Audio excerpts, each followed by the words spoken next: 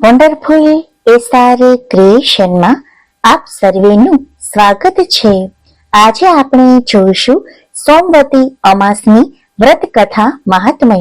જ્યારે અમાસ સોમવારના દિવસે આવતી હોય તેને સોમવતી અમાસ કહેવાય છે। આ દિવસે વહેલા ઉઠી પવિત્ર જળમાં સ્નાન કરી પીપળાના વૃક્ષનું શુદ્ધ ભાવથી પૂજન કરવું, તેમજ તેને 108 ફળ ફૂલ વગેરેથી પૂજા કરીને 108 પ્રદક્ષિણા કરવી। ત્યારબાદ કાચા સૂતરના 108 આટા વીંટવા। આ રીતે શુદ્ધ ભાવથી પીપળાના વૃક્ષનું પૂજન કરવું, દીપ પ્રગટાવીને આરતી કરવી, પ્રસાદ ધરાવવો। કાંચી નગરીમાં રત્નસેન નામના એક ધર્મપરાયણ મહાપ્રતાપી રાજા રહેતા હતા। એ નગરીમાં એક દેવસ્વામી નામે બ્રાહ્મણ પણ રહેતા હતા। તેની પત્નીનું નામ ધનવતી હતું। તે પતિવ્રતા પરાયણ હતી। તેને 7 દીકરા હતા અને એક ગુણવંતી નામે પુત્રી હતી। એ 7 પુત્રોને પરણાવેલા હતા, પણ પુત્રી અવિવાહિત હતી। તે પણ યોગ્ય પતિની શોધમાં હતી। એક સમયે તેના ઘરે એક પવિત્ર બ્રાહ્મણ આવીને ભિક્ષાની યાચના કરે છે। ત્યારે તેને યોગ્ય ભિક્ષા આપી અને 7 પુત્રવધુએ પણ યોગ્ય ભિક્ષા આપી। ત્યારે વિપ્રએ તેને અખંડ સૌભાગ્યવતીના સુખ સંપદાના આશીર્વાદ આપ્યા। પછી માતાના કહેવાથી પુત્રીએ પણ ભિક્ષા આપી। ત્યારે તેને પુત્રી તું ધર્મવતી ભવ એવો આશીર્વાદ આપ્યો। ત્યારે માતાએ વિપ્રને પૂછ્યું કે હે વિપ્ર, પુત્રવધુઓને અખંડ સૌભાગ્યવતીના આશીર્વાદ આપ્યા અને પુત્રીને ધર્મવતી થા આવો આશીર્વાદ કેમ આપ્યો? ત્યારે બ્રાહ્મણે કહ્યું કે મેં તારી પુત્રીને યોગ્ય જ આશીર્વાદ આપ્યું છે, કારણ કે તારી પુત્રી લગ્ન વખતે 3 ફેરા ફરશે, એટલે તરત જ રંડાશે અને વિધવા થશે। માટે તેને હંમેશા ધર્મ પાલન કરવાનું જ છે। માટે મેં પુત્રી તું ધર્મવતી થા એવો આશીર્વાદ આપ્યો છે। આ સાંભળીને અતિ વ્યાકુળ થઈ ઉઠેલી ધનવંતીએ કહ્યું, હે વિપ્ર, તો પછી મારી પુત્રીના વૈવધ્યપણાના નાશના ઉપાયને આપ જાણતા હો તો કહો। ત્યારે વિપ્ર કહે છે કે તમારા ઘરે જ્યારે સોમા આવશે અને તમે તેનું પૂજન કરશો ત્યારે જ તમારી પુત્રીનો વૈધવ્યપણાનો નાશ થશે। ત્યારે ધનવંતી કહે છે, એ સોમા કોણ છે અને વળી તે ક્યાં રહે છે અને તેની જાતિ કઈ છે? વળી એ સોમા ક્યારે આવશે? ત્યારે વિપ્ર કહે છે કે સોમા ધોબીની સ્ત્રી છે અને એ સિંહલ દ્વીપમાં રહે છે અને એ સોમા હંમેશા સોમવતી અમાસનું વ્રત કરે છે। આમ કહીને એ વિપ્ર ત્યાંથી અન્ય સ્થળે ભિક્ષા માટે ચાલતા થયા। ત્યાર પછી ધનવંતીએ પોતાના પુત્રોને કહ્યું કે હે પુત્રો, આ તમારી નાની બહેન ગુણવંતીનું વૈધવ્ય સોમાને હાથે જ નાશ થશે। માટે જો તમોને માતા પિતા પ્રત્યે સ્નેહ ભક્તિ હોય તો તમો સોમાને લાવવા માટે આ તમારી બહેનને સાથે લઈને કોઈ જઈ આવો। ત્યારે સૌથી નાનો પુત્ર શિવ સ્વામી કહે છે, હે માતા, હે પિતા, એ સોમાને લેવા માટે હું જઈશ। એમ કહીને માતા પિતાને પ્રણામ કરીને બહેનની સાથે લઈને સિંહલ દ્વીપ તરફ જવા માટે તે નીકળી પડે છે। ઘણા દિવસે તે સમુદ્ર કિનારે પહોંચે છે। હવે તે સમુદ્રને શી રીતે પાર કરવો વગેરેની વિચાર કરે છે। ત્યાં એક વિશાળ વડનું વૃક્ષ હોય છે। તેની નીચે તે બંને ભાઈ બહેન બેઠા હોય છે। તેવામાં ગિધરાજ માંસ લાવીને પોતાના બચ્ચાને ખાવા માટે આપે છે, પરંતુ એ માંસ બચ્ચા ખાતા નથી। એટલે ગિધને ચિંતા થાય છે અને તે પૂછે છે કે હું તમારા માટે આ કોમળ માંસ લાવ્યો છું તો તમે કેમ ખાતા નથી? ત્યારે બચ્ચા કહે છે, આ ઝાડની નીચે છાયામાં 2 માણસો ભૂખ્યા અને તરસ્યા બેઠા છે। આપણા નિવાસ સ્થાને આવ્યા છે, એ આપણા મહેમાન કહેવાય।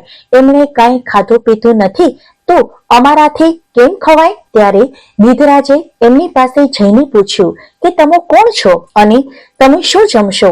તમારે શું કામ છે તે કહો। ત્યારે શિવ સ્વામી કહે છે કે અમારે સિંહલ દ્વીપમાં સોમાને લેવા માટે જવાનું છે, પણ ત્યાં જવું શી રીતે એનો વિચાર કરીએ છીએ। પણ આ મોટા સમુદ્રને ઉલ્લંઘીને પહેલે પાર જવા માટે કોઈ ઉપાય સૂચતો નથી. ત્યારે ગીધ કહે છે કે તમે ચિંતા કરો નહીં, હું તમને સિંહલ દ્વીપમાં પહોંચાડી દઈશ. આમ કહીને ગીધ થોડા ફળ લઈ આવે છે અને બંને ભાઈ બહેનને આપે છે. ગીધ બંને ભાઈ બહેનને સિંહલ દ્વીપ સુધી પહોંચાડે છે અને ત્યાં તેને સોમાનું ઘર પણ બતાવે છે. રોજ સવારે વહેલા ઉઠીને કોઈ જાણે નહીં તેવી રીતે સોમાનું ઘર સાફસૂફ કરી નાખે છે, વાસણ કપડા વગેરે ધોઈ નાખે છે. આમ 1 વર્ષ થયું ત્યારે સોમાને ખબર પડી કે આ મારા ઘરને રોજ સાફસૂફ કોણ કરી જાય છે. પુત્રો તથા પુત્રવધૂને પૂછ્યું ત્યારે તેઓ કહે છે કે અમોને ખબર નથી. પછી રાત્રે છાની રીતે સંતાઈને તપાસ કરી ત્યારે બંનેને જોયા અને સોમાએ બંને ભાઈ બહેનને પૂછ્યું કે તમે કોણ છો? ત્યારે શિવ સ્વામીએ કહ્યું કે અમે બ્રાહ્મણ છીએ અને આ મારી બહેનના વૈધવ્યપણાને નાશ માટે અમો તમોને લેવા માટે આવ્યા છીએ. ત્યારે સોમાએ અતિ પશ્ચાતાપ કરીને કહ્યું, અરે તમે બ્રાહ્મણ થઈને મારા ઘરને સાફસૂફ કરો છો? ખરેખર અયોગ્ય કહેવાય. માટે હું તમારા પર પ્રસન્ન છું, અવશ્ય તમારા ઘરે આવીશ. આમ કહીને પોતાના પુત્રો પુત્રવધુઓ સર્વને કહ્યું કે હું આવું છું. ત્યાં સુધીમાં કદાચ કોઈ પણ મરણ પામે તો તેના દેહને અગ્નિદાહ કરશો નહીં, મૃતદેહને સાચવી રાખશો. આમ કહીને સોમા બંનેને લઈને સમુદ્ર પાર કરીને તેના ઘરે પહોંચે છે. સોમાને જોઈને ધનવંતી ખૂબ જ પ્રસન્ન થાય છે અને તેમનો યોગ્ય રીતે સત્કાર કરે છે. ત્યાંથી દેવ શર્માના પુત્ર રુદ્ર શર્માને બહેનને યોગ્ય વર જાણીને તેને તેડીને પોતાના ઘેર લાવે છે. પછી સોમા વિવાહની તૈયારી કરાવીને શુભ નક્ષત્રમાં પુત્રી વરને અર્પણ કરી લગ્નમાં 3 ફેરા ફરે છે. એટલી વર મૃત્યુને પામે છે.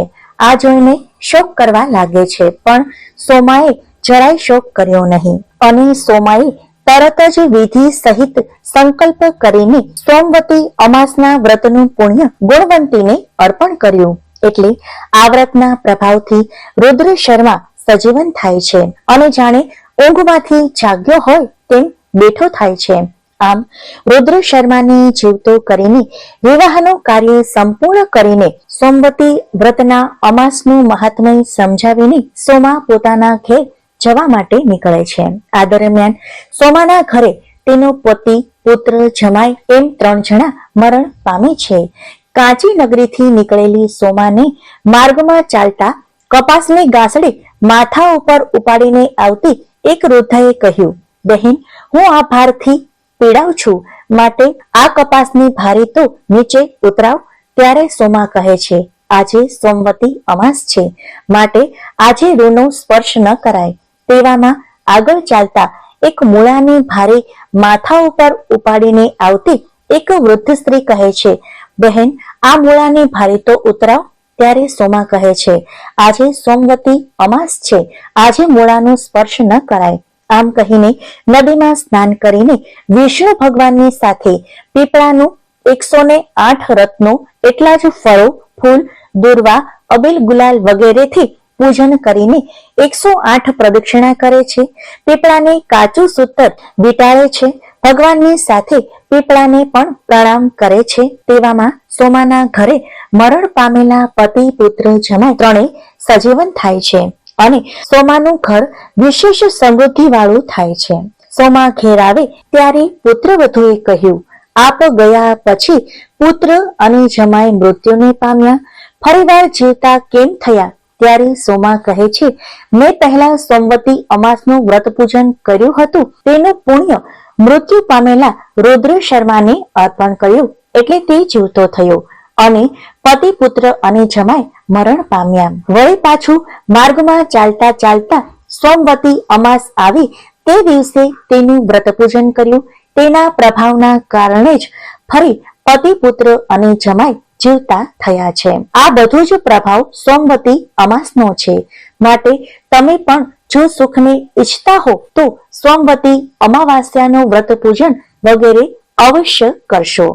આ સાંભળી તેઓએ પણ એ વ્રત જીવંત પર્યંત કરીને આ લોકની સર્વે સુખ સંપત્તિની ભોગવીને દેહને અંતે સ્વર્ગલોકને પામ્યા. હે ભગવાન, જે પણ સોમવતી અમાસનું વ્રત કરે છે, કથા વાંચનાર સાંભળનારને ફળ પ્રદાન કરજો. મિત્રો, વિડીયો પસંદ આવે તો લાઈક, શેર અને ચેનલને સબસ્ક્રાઇબ જરૂરથી કરશો. આભાર.